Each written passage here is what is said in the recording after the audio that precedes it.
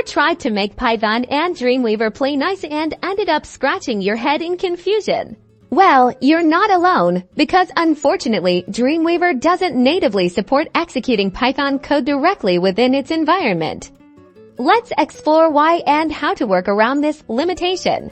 Dreamweaver is primarily designed for front-end web development, focusing on languages like HTML, CSS, and JavaScript, which are directly interpreted by web browsers, leaving Python, a server-side language, outside its main focus. The usual workflow for Python involves it running on a server, processing data, and then sending the results back to the browser, often as HTML, which Dreamweaver can handle seamlessly.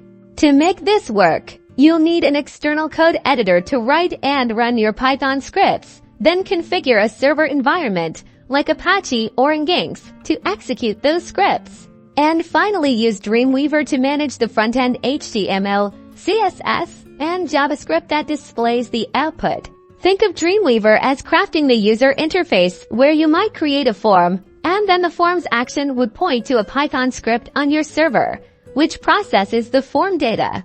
So, while you can't run Python in Dreamweaver, you can use Dreamweaver to build the front-end components that interact with your Python backend through a server.